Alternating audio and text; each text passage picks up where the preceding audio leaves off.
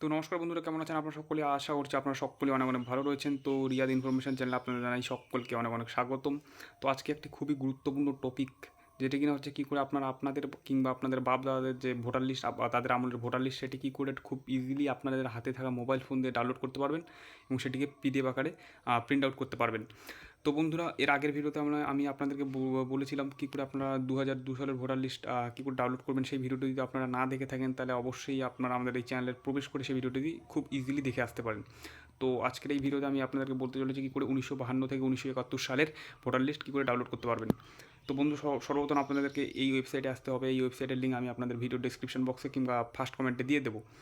তো সেই লিঙ্কের উপর ক্লিক করলেই সরাসরি আপনারা এরকম একটি ইনফরমেশনে চলে আসবেন, এরকম একটি ইন্টারফেসে চলে আসবেন। তো সরাসরি এই ওয়েবসাইটে আসার পরে আপনাদের নিচে স্ক্রল ডাউন করতে হবে। ডাউন করলে আপনারা এখানে দেখতে পাচ্ছেন সমস্ত ডিস্ট্রিক্ট: বাঁকুড়া, বর্ধমান, বীরভূম, কোচবিহার, দার্জিলিং, হুগলি, হাওড়া, জলপাইগুড়ি, কলকাতা, মালদা। তো সিম্পলি আপনারা আপনাদের ডিস্ট্রিক্ট সিলেক্ট করবেন।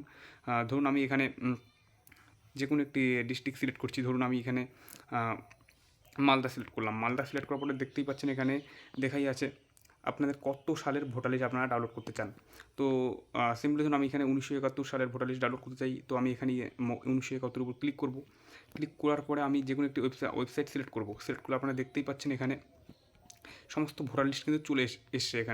এখানে আপনারা আপনাদের বিধানসভা যেটি আছে সেটি আপনারা সিলেক্ট করবেন। ধরুন আমি এখানে একটি বিধানসভা সিলেক্ট করলাম। সিম্পলি ডাবল ক্লিক করলেই আপনারা দেখতেই পাচ্ছেন খুব ইজিলি কিন্তু আমার সামনে সে আমাদের 1971 সালের ভোটার লিস্ট চলে আসলো। তো এখান থেকে আপনারা খুব ইজিলি ভোটার লিস্ট বার করে আপনারা নথিভুক্ত করে রাখতে পারেন। তো উপরে সিম্পলি দেখতেই পাচ্ছেন এখানে ডাউনলোডের অপশন এবং প্রিন্ট আউটের অপশন।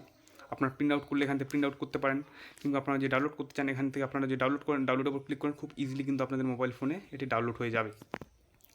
তো এটুকুই জানানোর ছিল। তো ভিডিওটি ভালো লাগলে অবশ্যই লাইক করবেন এবং চ্যানেলে নতুন আসলে অবশ্যই সাবস্ক্রাইব করবেন। এরকম ইনফরমেটিভ ভিডিও আমি আপনাদেরকে আনতে থাকবো। এবং এই ভিডিওটি আপনারা অবশ্যই আপনাদের বন্ধুবান্ধবের সঙ্গে শেয়ার করে দেবেন, তাদের অনেক উপকার হবে। তো ধন্যবাদ।